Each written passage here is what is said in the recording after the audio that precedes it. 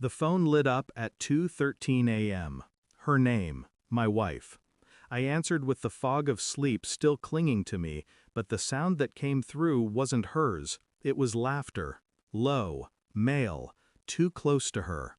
The line went dead before I could speak.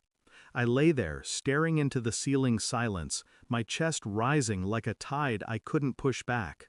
She turned beside me, feigning the weight of dreams, breath measured, too steady. But I'd heard it. And in that small rupture of sound, my world cracked. Morning light carried no warmth. She moved through the kitchen, humming, pouring coffee, lips touching the rim as if nothing had shifted. But I replayed the call, every second, every echo of that man's voice.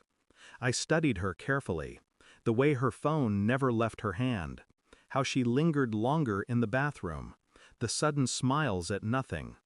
I wanted to believe it was imagination, some cruel trick of exhaustion. But trust doesn't shatter with force, it splinters quietly, fiber by fiber, until all that remains is a hollow frame. She kissed me before leaving for work, lips soft, eyes still. A kiss practiced, not lived. And I knew then, something lived between us, a shadow I hadn't invited in. I didn't accuse, didn't question. Instead, I studied, quietly, coldly. Her phone was locked, but routine is weakness. She typed the code in front of me once, thought I wasn't looking. I stored it. Waited until sleep claimed her. The messages were there, buried under false names, hidden threads. Words that stripped the mask clean. I need you. Last night was worth the risk. My heart didn't race. It slowed, became deliberate. I made copies, dates, photos, proof, cataloged with military precision. I traced the number, found his face. A man I had called a friend. A man who smiled at my table, drank my whiskey, and called me brother. I said nothing, not yet, because silence, I learned long ago, is deadlier than rage. 2 weeks later, the DNA kit arrived. My daughter had her eyes, her smile. But doubt is poison. It demands feeding. I swabbed, sealed, sent, waited. The results came in a plain envelope. I opened it at the desk where I once planned our future. Words burned through me with surgical precision. Not the biological father. Not mine. His. I folded the paper once, slid it into my pocket.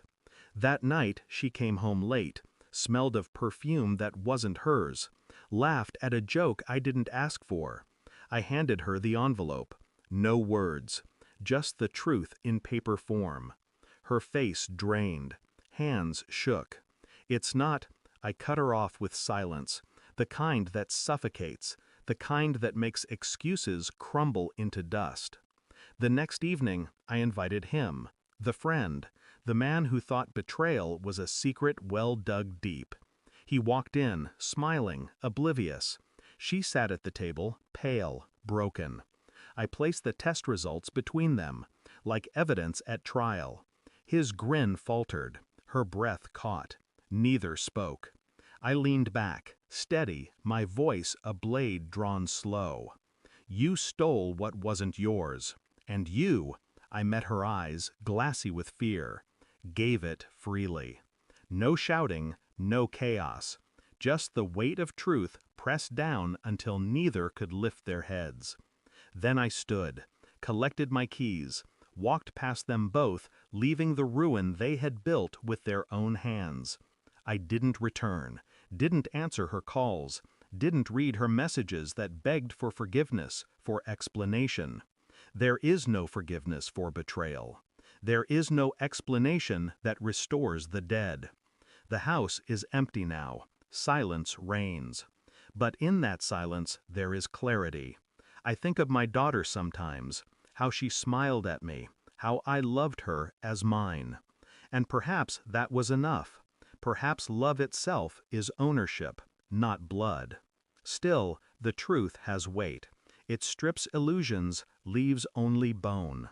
I carry that bone now, clean, sharp, unbreakable. And when I look back on it all, I feel nothing. Because love may bind, but betrayal sets you free. I didn't lose a wife. I buried a lie. Thanks for watching. Don't forget to like, share, and comment. Subscribe now to Cheating Stories Insight World for more amazing stories.